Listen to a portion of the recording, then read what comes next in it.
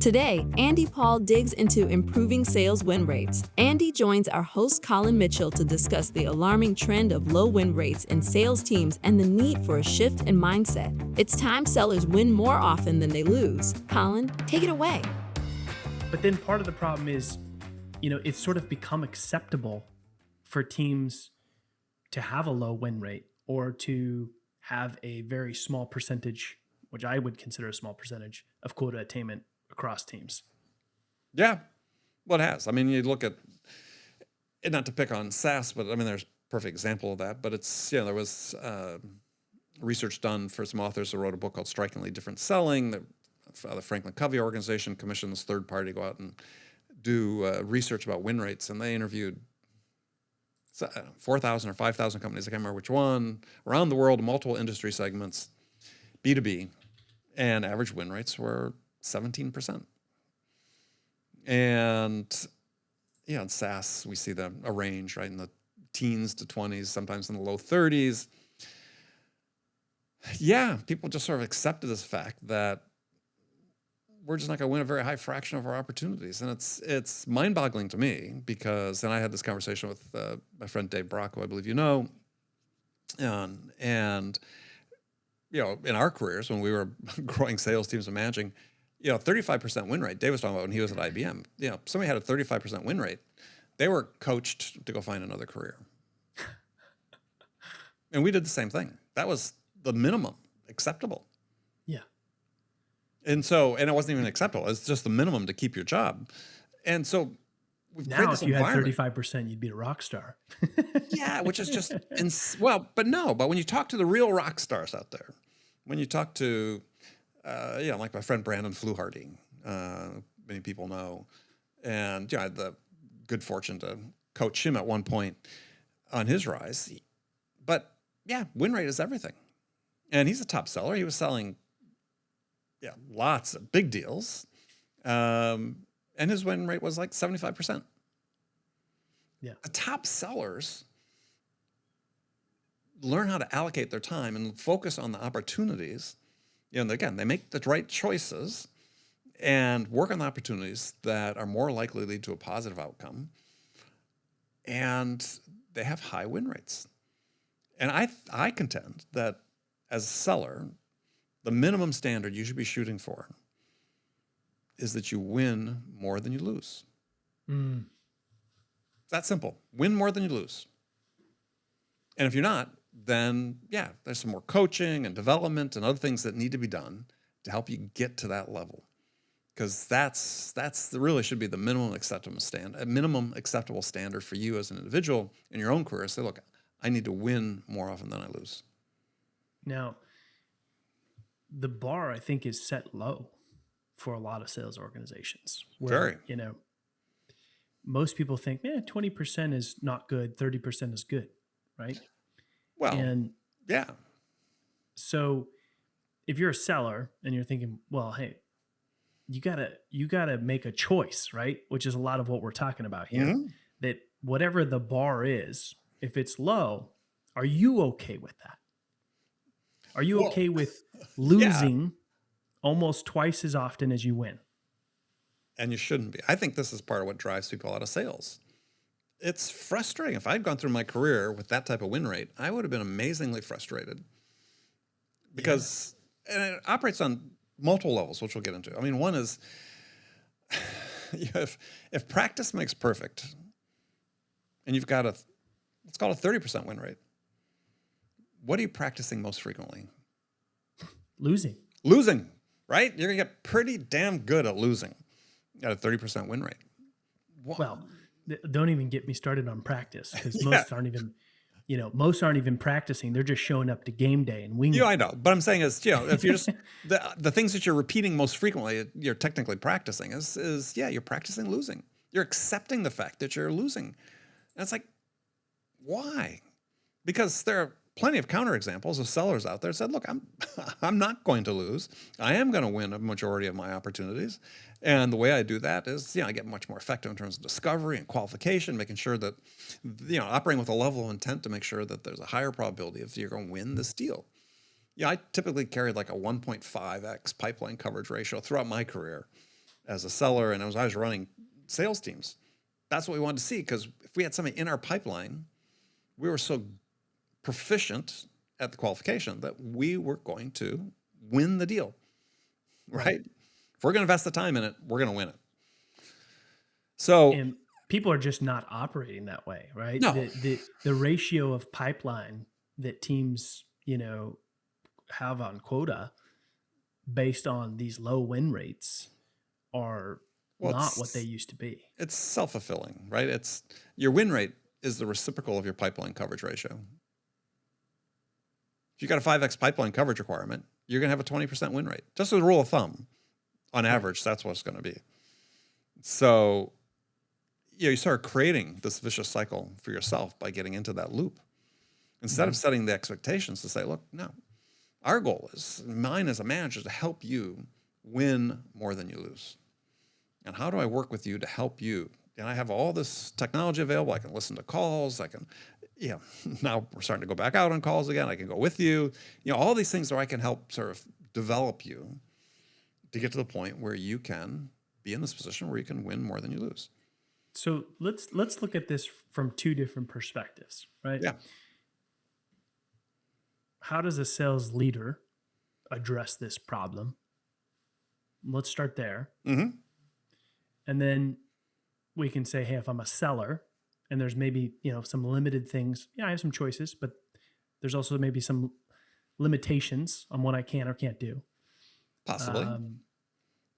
So let's start there. Sales leader, win rates are, 20%, 25%. Well, you have quota, a pipeline, ratio is 5x is what I'm giving my team because I know based on our win rate. How do I fix this? Where do I start? Well, first of all, as a sales leader, you have to care, right? And that's really what starts, right? Because if your sellers are suffering with low win rates, and I call it suffering because that's really what it is, right? If you're operating in a low win rate environment, you're winning 20% of your deals. The fact is, the buyer's making the decision to buy from you, despite you, not because of you. Yeah, and again, and it's a more serious problem than maybe we're letting on, right? I mean, if that is your job every day that you spend majority of your day doing, you're stressed out, you're depressed, you're unfulfilled. Mental health is probably suffering. I mean, but think about, there's been research showing us, why do people stay in sales? Right? We know a lot of people get into sales because they think it's a great way to make money. Yeah, I'm money motivated. I saw a video that a very senior sales leader, I was very disappointed because he was like, talk about, it's the first thing I look for is money motivation. It's like, no, people need to have the intrinsic motivation. It's like, I want to do a good job. I want to help buyers. I find fulfillment from solving problems. I want to, test myself intellectually to be able to help, in these situations. So money's certainly important, but it's not the driver. So if you think about why people are staying in sales, there are these motivations other than money. And like I said, a big part of it is, I'm serving other people. I'm helping. Well, you can't help a buyer if you can't win their business, right? If you're in this business, this profession, say, look, I'm trying to help customers. I get satisfaction from helping them. Can't help them if you can't win their business. So that should be the first motivation, right? If I want fulfillment in my career, it's going to come from actually winning deals, not just from competing for deals. Yeah. And the way I win deals is by creating these buying experiences that differentiate me from the competitor who's going to be a little more salesy, a little more pushy, a little more manipulative. And I'm going to come in and I'm going to help the buyer. I'm going to connect. I'm going to use my curiosity to understand what's really important to them, what's really driving the decision. And then I make sure I'm delivering value at every step of the way to help them make progress toward making that decision. If I can do that, I start having a pretty fulfilling career because I'm helping people solve problems and help people grow their companies and grow their businesses and so on. And that's where, again, it becomes self-reinforcing as I win a higher fraction of my opportunities. Yeah. And that's why you see these sales teams, measuring success on activity, because it's like, that's how they're measuring whether me as a seller, whether I'm doing a good job or not. Yeah. Well, I mean, because again, it's a cultural thing. Is the sales managers have to understand that the single most important metric for a salesperson, individual contributor, is their win rate. That's it. What else is more important than that? Because this is the buyer's vote on the value of the experience they had with the seller. And so if you really understand how effectively you're selling, that's it. That's the metric you need to be following. And as individual contributors, you need to be tracking your win rates. And there's really more than one win rate. Or it's sort of oversimplifying when we say win rate, because we have multiple win rates, even as individuals, right? We have a win rate based on deal size, based on segment, based on, all these other variables. But in general, if you just look at your win rate and just use it as a starting point, your overall average win rate, focus on that and make Which that. at best is what most people are looking at, right? They don't just lumping it all together and having a blended average. They do. And that can be misleading, right? Because there's plenty of instances where, you go into an organization and a seller trumpets, well, I've got, 50% win rate. And it's, 50% win rate on small deals. And on the deals that really want to win, they've got like a 10% win rate. And so they can sort of take, claim bragging rights for I've got this high win rate, but you're not really in alignment with where the company's trying to go and the type of deals you're trying to do and the type of business you're trying to win. So it takes a bit of scrutiny and analysis beyond just sort of the average. Average could be misleading. Right. And so it's one of the things that my team that we're working on with companies now is helping them really understand the story that their win rates tell them about their revenue. Help them unlock revenue opportunities that perhaps have been hidden by really understanding what's the right mix of win rates you need to grow revenue. Well, it can help you focus on where you can actually win. Oh, absolutely. More often, or absolutely where the biggest problem of losing way more than you're winning is. Yeah. Which can easily be hidden in a blended overall win absolutely rate. And so first sort of order of sensitivity, we're trying to help with companies, because it's amazing most companies don't track this, is just let's at least get in the habit of tracking win rate. And then once we get in that, then we can say, okay, we can help you sort of break this down, analyze this, and really diagnose the problems that exist and sort of what the path forward is and the right blend of win rates to help you achieve your revenue goals. But the first thing is we just get people sensitized to the idea that this is the metric you really need to be focused on. And there's a lot of debate around that. Because there's a lot of people sort of have bought into the system that, look, as long as we keep the top of the funnel really healthy and keep deal flow coming through, win rate's unimportant, right? But there's so much waste that goes into just trying to overcompensate with keeping the top of the funnel. Yeah. Because everybody thinks, I just need more at-bats, more meetings. Right. And you really, and I would make the case, this is, hard for people to hear, but I'd make the case, and I think it's a quite convincing case, that, if your win rates are at 20% or 25% or 30%, you've got more than enough leads. Maybe you have too many. And so that's not the challenge. The challenge is, and this is another one of these vicious cycles, is if marketing relies on intelligence back from sales in terms of, hey, we be more precise in our targeting of the potential opportunities that we actually win more frequently.